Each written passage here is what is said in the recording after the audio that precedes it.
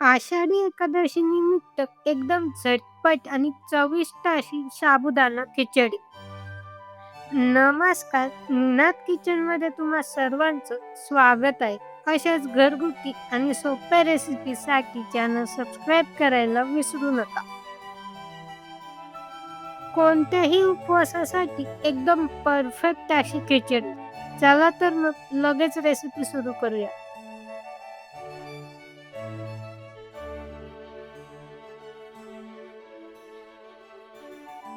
आता सर्वात आधी आपण या ठिकाणी बटाटे उकडून घेतले होते, तर त्याचे आता व्यवस्थित असे आपल्याला साल काढून घ्यायचे.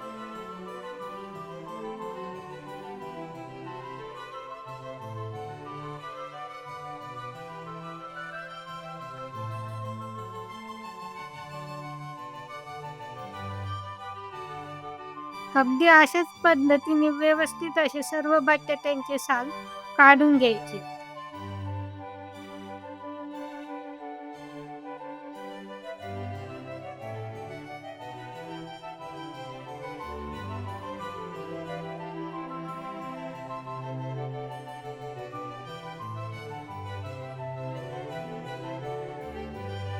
आता आपल्या बटाट्याचे साल व्यवस्थित काढून झाल्यानंतर ते असे आपल्याला बारीक कापून घ्यायचे.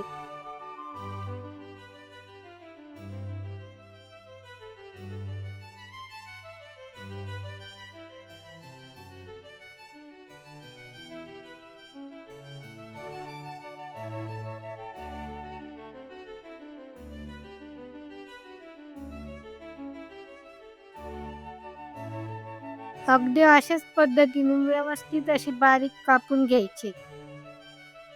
तर त्यानंतर खिचडीसाठी आता आपण कढई गरम करून घेणार आहोत.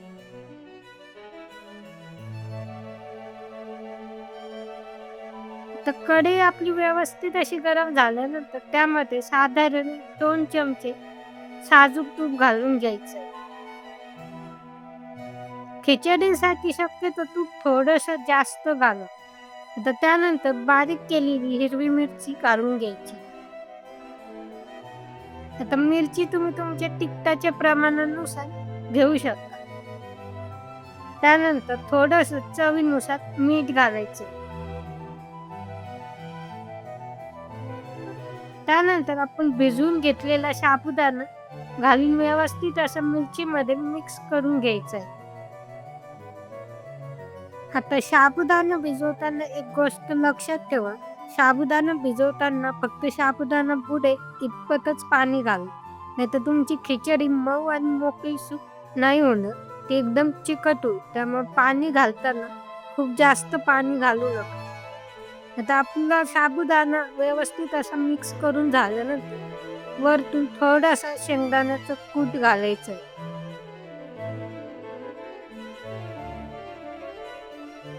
आता शेंगदाण्याचा कूट पण व्यवस्थित असा खिचडीमध्ये मिक्स करून घ्यायचा आहे.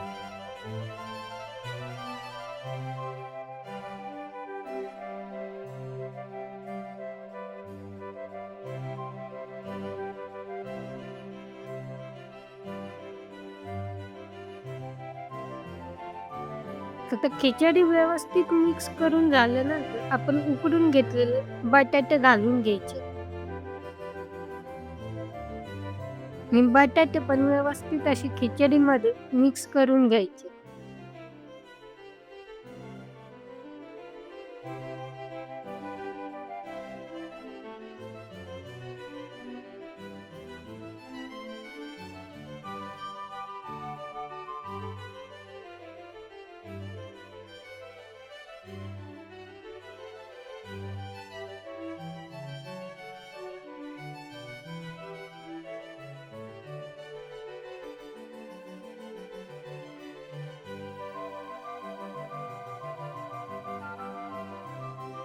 आता त्यानंतर वरतून थोडासा लिंबाचा रस घालायचा.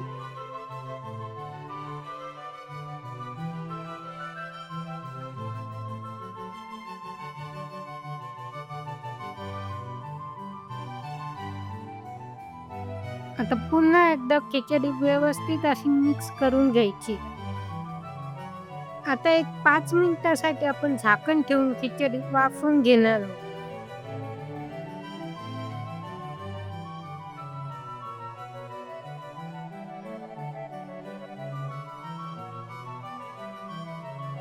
आता 5 मिनिटानंतर तुम्ही बघू शकता आपली खिचडी एकदम तयार झालेली आहे.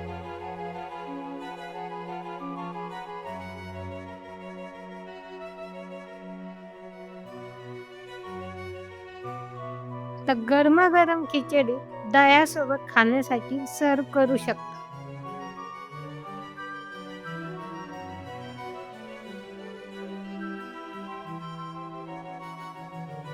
आपली आषाढी एकादशी स्पेशल झटपट आणि चविष्ट अशी साबुदाणा खिचडी तयार आहे. तुम्हाला ही रेसिपी कशी वाटली मला कमेंट करून नक्की सांगा आणि तुम्ही ही रेसिपी एकदा नक्की ट्राय करून बघा.